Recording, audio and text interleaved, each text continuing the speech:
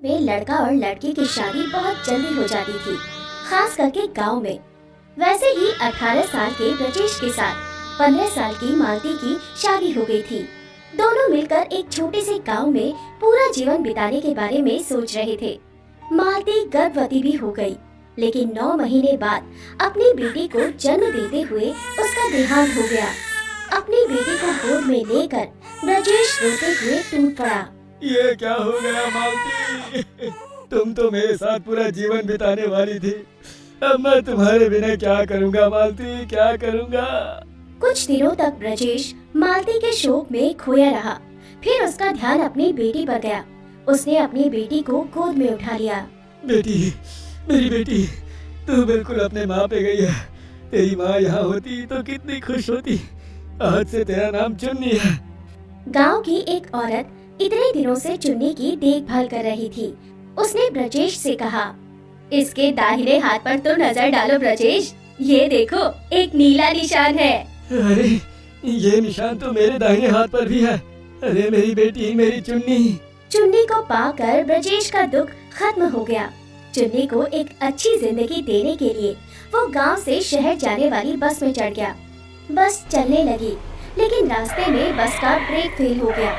बस जोर जोर से हिलने लगी और जाकर एक पेड़ से टकरा गई। चुन्नी अपने पिता की गोद से बहुत दूर जाकर गिरी और रोने लगी। ब्रजेश बेहोश हो गया।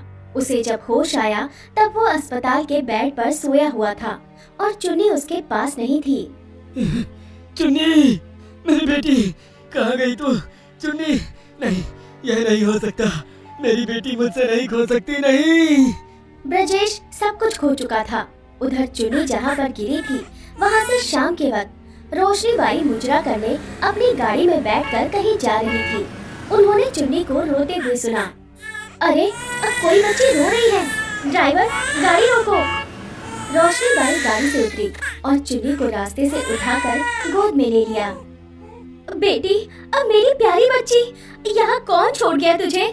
चल, तू मेरे साथ चल, मैं तुझे अपनी बेटी की तरह रखूंगी। ड्राइवर, घर चलो, आज मैं मुजरा करने नहीं जाऊंगी। रोशनीबाई चुन्नी को लेकर घर चली गई और उसे अपनी बेटी की तरह पालने लगी। पता है बेटी, मैं नाचती गाती हूँ, इसीलिए किसी ने मुझसे शादी नहीं की। मैं माँ नहीं बन पाई, लेकिन आज तू मेरी जिंदगी में आई है। आज मैं माँ बन पाई हूँ, मेरी बेटी। उधर ब्रजेश अपने गांव लौट गया। गांव वालों ने उससे कहा, ब्रजेश भाई, पता है आपके साथ बहुत बुरा हुआ है, लेकिन आप क्या कर सकते हैं। आप दूसरी शादी कर लो, सब कुछ ठीक हो जाएगा। हाँ ब्रजेश, तुम दूसरी शादी कर लो। नहीं, मैं नहीं शादी करूँगा। मेरी बेटी मुझसे खो गई। मैं कहीं मुंह दिखाने के लायक नहीं रहा। ब्रजेश दुखी था। अपनी बीवी और अपनी बेटी के गम में डूबा हुआ था। उधर रोशनीबाई के पास चुन्नी बड़ी हो रही थी। देखते ही देखते कब 18 साल बीत गए पता ही नहीं चला। चुन्नी 18 साल की हो गई और ब्रजेश 40 साल का। इतने दिनों से चुन्नी ने रोशनीबाई से नाचना गाना सीख लिया था। वो अक्सर रोशनीबाई से पूछती थी, माँ, मेरे पिता कहाँ हैं? एक दिन रोशनीबाई ने उसे कह ही दिया, मैं तेरी असली माँ नहीं हूँ बेटी, तू मुझे रास्ते पर मिली थी। पता नहीं तेरे असली माता पिता कहाँ हैं। तेरे दाहिने हाथ पर जो निशान है, उससे तू अपने माता पिता को ढूंढ सकती है। क्या पता कहीं मिल ही जाए। अगले ही दिन रोशनीबाई की तबीयत बिगड़ गई और उन्हें हार्ट अटैक आ गया। उनका देहांत हो गया। रोशनीबाई की नौकरानी ने कहा, मालकिन की तो मृत्यु हो गई है। अब कौन मालकिन की तरह नाचेगी? कौन गाएगी उनकी तरह?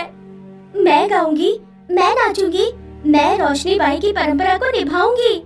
तो फिर कल एक गांव में प्रोग्राम है, शाम के वक्त तैयार रहना नहीं मालकिन। अगले दिन चुन्नी तैयार हो गई और गांव चली गई। ये वही गांव था जहां वो पैदा हुई थी, लेकिन उसे नहीं पता था पूरा गांव गाना सुनने और नृत्य देखने के लिए आ गया। गांव के आदमी ब्रजेश को भी साथ लेकर आए। चुन्नी नाचने गाने लगी।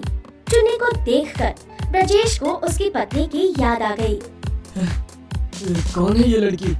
ये तो मेरी मालती की तरह दिखती है। मैं इससे शादी करना चाहता हूँ। क्या तुम शादी करना चाहते हो?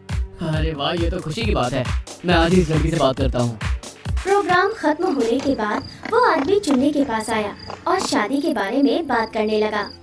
क्या मुझ जैसी नाचने गाने वाली से कोई शादी करना चाहता है?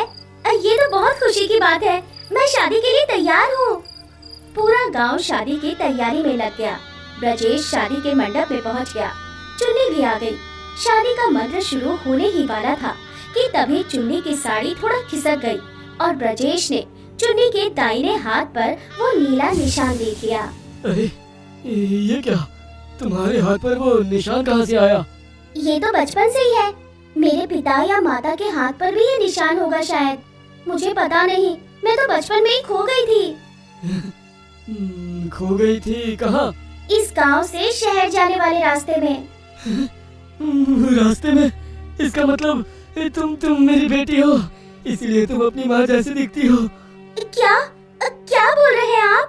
तभी ब्रजेश ने भी उसके हाथ का निशान दिखाया। चुन्नी रो पड़ी। पिताजी, आप मेरे पिताजी हो? ये क्या करने जा रहे थे हम? अच्छा, मुझे पहले पता चल गया, नहीं तो आज अनर्थ हो जाता।